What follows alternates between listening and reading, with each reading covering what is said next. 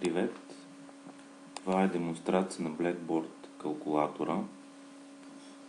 Идеята за калкулатор, която реализирахме за състезанието на Microsoft. Ще ви направя кратка демонстрация на това какво направихме, за да може да мислим заедно как може това да се разшири и да стане комерциален продукт. Това приложение е написано за около месец от Лъчи. Дизайна ни го направи Ани от дизайнерите. И днес ще го събмитнем към Microsoft. Първото нещо, което виждате, е, че имате един екран, който е празен като черна дъска, върху който могат да се пишат най-различни изрази и също могат да се правят и мини-гридове, подобно на екселските гридове. Имаме една много проста клавиатура с основните операции. Когато сме в режим да правим грид, се появяват други операции, които могат да се извършват от лист от елементи, от колонка върху колонка или върху ред. Имаме клавиатура, бутонче за клавиатура текстова. Повечето неща, които създаваме като елементи или гридове, могат да се наименоват. И имаме референции към елементи, нещо, което ще ви покажем след малко. Първото нещо, което ще направим, е да създадем една много елементарна формула. Докато пишем още, долу се появява резултата. Може да селектираме елементи и върху селекцията да извършим някаква допълнителна операция. Като така могат да се създават и сравнително сложни изрази. Трябва да се свикне да се работи с това нещо. Всеки елемент, който създаваме на дъската, може да се наименова. Примерно, ако реша това нещо да си го наименовам, преминавам на следващата клавиатура, на текстовата, и мога да си му дам някакво име. Така, как се създава грид? Гридове се създават, като избереме някъде на дъската и натиснем Enter-чето и се появява мини гридче. В него може да си пишем числа, може да си пишем в него също и формули. Може да селектираме ред и да му дадем някакво име. Примерно това ще го къстаме Row 1.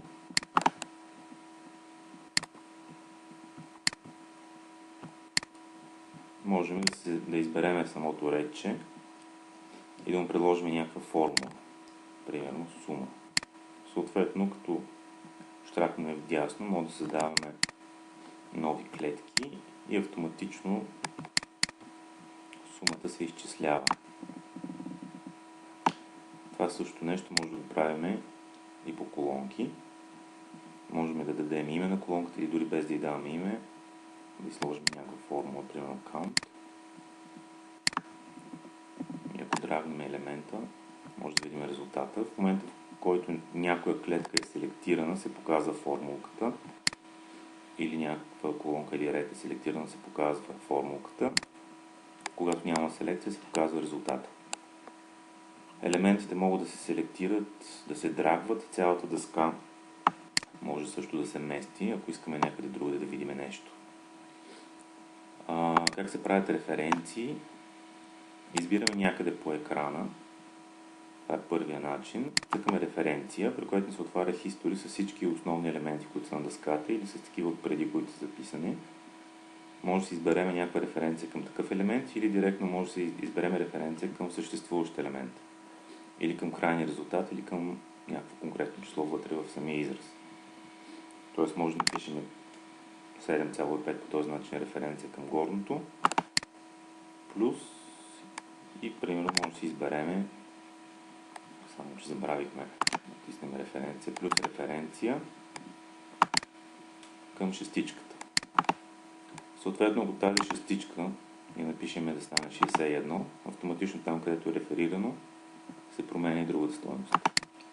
Също горе по целия израз, това не е 10, а да кажем го направим 12, това отново променя резултата там, където е рефериран.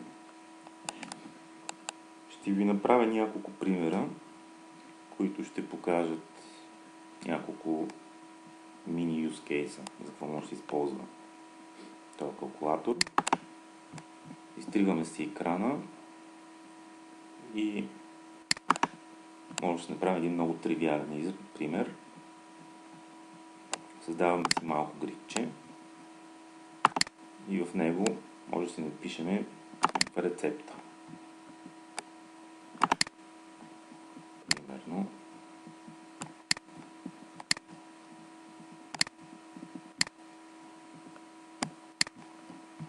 2 кг ябълки.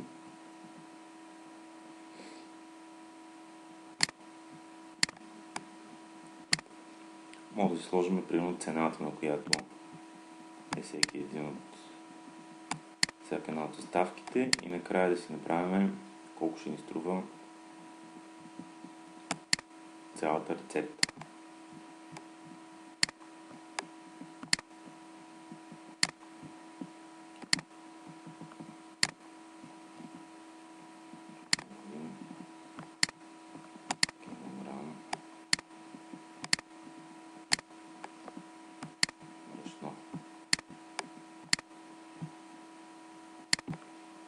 Слагам си някакви измислени цени.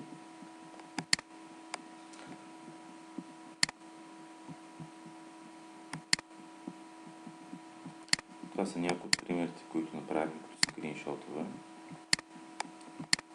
за да събмитнем към Microsoft. Така, тази колонка може да си наименуваме като Cost.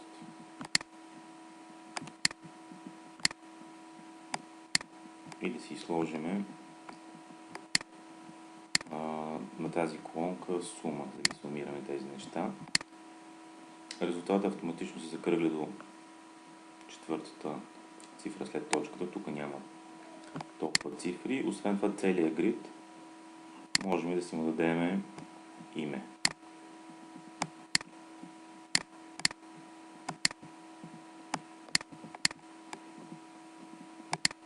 Всяко нещо, което напишеме, влиза в историята, т.е. в момента, в който сме го въвели така.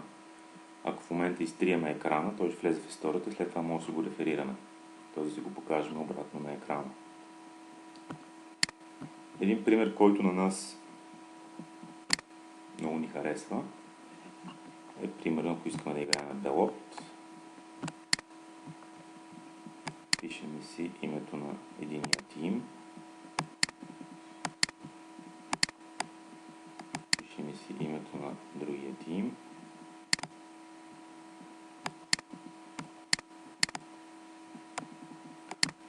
Кръщаваме си това нещо като някаква игра, Game1 примерно. Примерите са доста лесни, но целта е общо да се види какво може да се прави. След което си избираме двете колонки и ги слагаме да сумират. Почваме играта. Започваме да си пишем директно. 20 на 6 е първата игра. Щракаме долу. Втората, примерно 12 на 6. Третата, разбира се, е Валат. И така нататък. По-сложните примери, които може да правим, са когато реферираме част от колонките на грида. Един такъв пример, който си направихме, ако имаме проект с таскове, нещо, което ползваме Excel обикновено за това, и имаме в първата колонка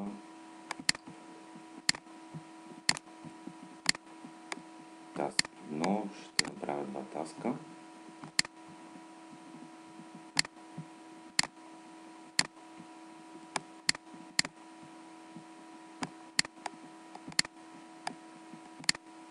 В редовете може да имаме примерно cost и hours.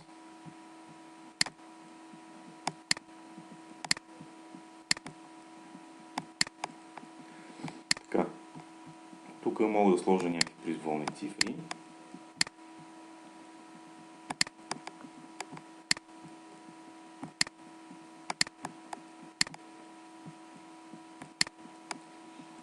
който да им сложа формулки. Целият този грид мога да го кръстя, че това е проект 1.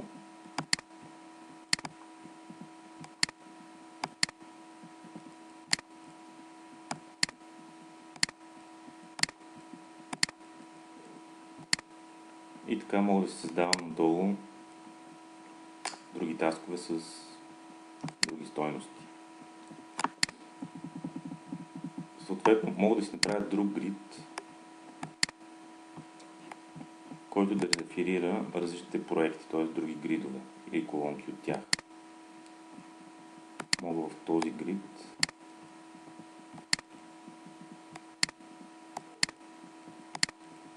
да се взема totals от различните проекти.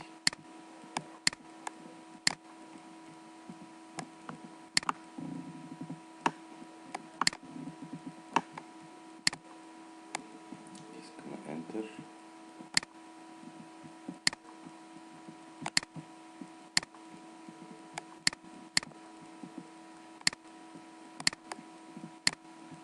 И си пишем някакъв друг проект, за който няма да правим грид. Съответно, тук ако искам да видя костовете на различните проекти,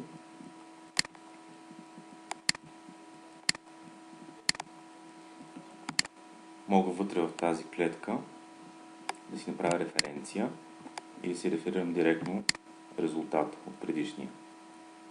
Той се показва с доларче, името на колонката и стойността. В момента, в който изляза от тази клетка, вече го няма. По същия начин мога да си направя и за hours.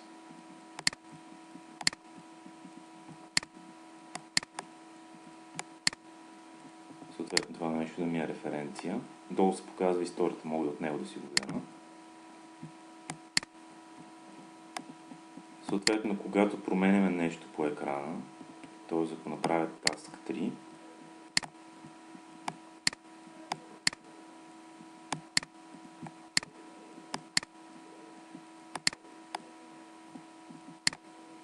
и въведа някаква стойност за него, още докато въвеждам, долу виждам, че референцията се апдейтва. Също и за часовете. Референции могат да се правят към елементи от дъската или към резултат от колонка или грид. Също могат да се правят и директно към клетки от грид. Примерно тази клетка е някаква формула 68 плюс 55. Мога на някое друго място или тук да направя референция към този резултат.